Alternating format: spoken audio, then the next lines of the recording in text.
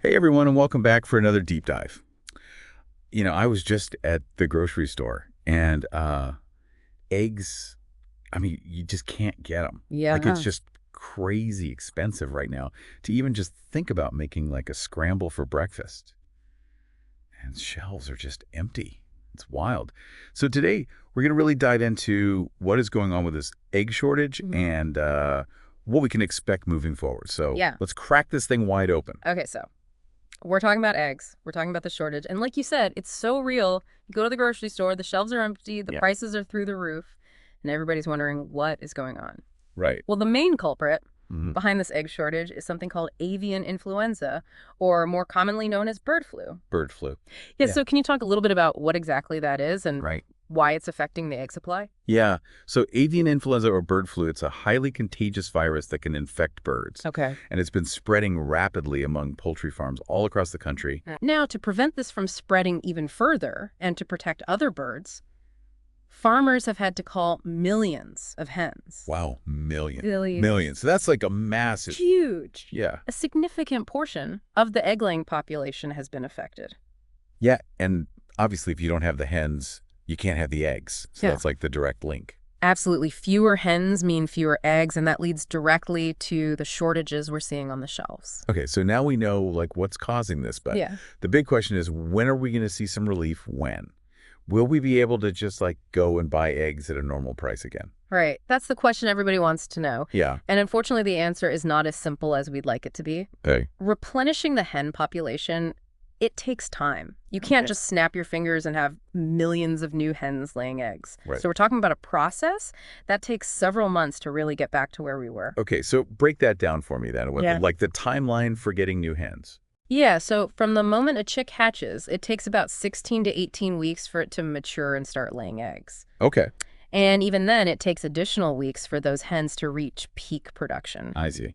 So all in all, we're looking at about 4 to 5 months before those new chicks Okay. can really start contributing significantly to the egg supply. So it's not like flipping a switch. Like even if we hatched a ton of chicks tomorrow, it'd still be months Yeah, before we saw a difference in the egg supply, right? absolutely. It's a long game. And unfortunately, this outbreak has had a lasting impact.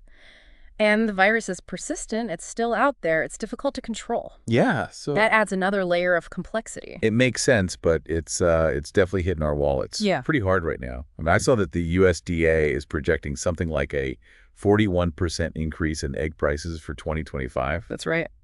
And like that's more than double what they initially predicted. Yeah, it really highlights the fragility of our food systems. Yeah. How a single event, like a disease outbreak, Mhm. can have such a ripple effect for months or even years.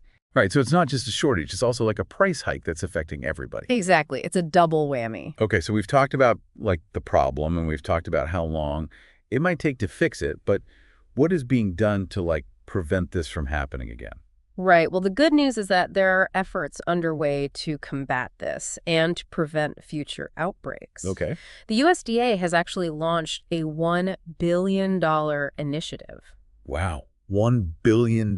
Yes, $1 billion focused on avian influenza. So that seems like a pretty serious commitment. Absolutely. It shows how seriously they're taking this issue. And this initiative is targeting several key areas. Okay, like what? Well, research is a big one. They're investing heavily in developing effective vaccines against avian influenza. Okay, so like a vaccine for the birds. Exactly. Yeah. Because if we can prevent the birds from getting sick in the first place, then we can avoid these massive outbreaks and culls. That makes sense. And another area of focus is biosecurity on farms. Okay. So this is all about implementing stricter hygiene protocols, controlling access to poultry houses, and just generally taking measures to prevent the introduction and spread of diseases. So like keeping things clean and making sure that like sick birds don't come into contact with healthy birds. Exactly. It's all about prevention and making sure that we're doing everything we can to keep those flocks healthy. Okay, so it's like science and also just like practical support to make the industry more resilient. Absolutely. It's a multi-pronged approach. Okay, so the million-dollar question, or maybe the billion-dollar question, is when can we expect some relief at the grocery store? Like when are we going to see those eggs back on the shelves at a reasonable price? Well, the experts estimate that a full recovery of the egg supply could take up to 6 months. This month. But this is just an estimate. It really depends on how effectively we can control the outbreak and how Okay. quickly the industry can rebuild its flocks. So it sounds like we just need to hang in there Yeah. and, be patient. Yeah. Okay, so to recap, we've talked about how this avian influenza has really decimated the hen population, leading to this huge shortage of eggs. We've talked about how replenishing those flocks takes time. We're talking about months before we see a real difference in the supply. And we've also talked about some of the steps that are being taken to prevent this from happening again, like this huge investment in research and biosecurity measures. So if you found this deep dive insightful, be sure to like, share, and subscribe to the podcast for more explorations of fascinating topics.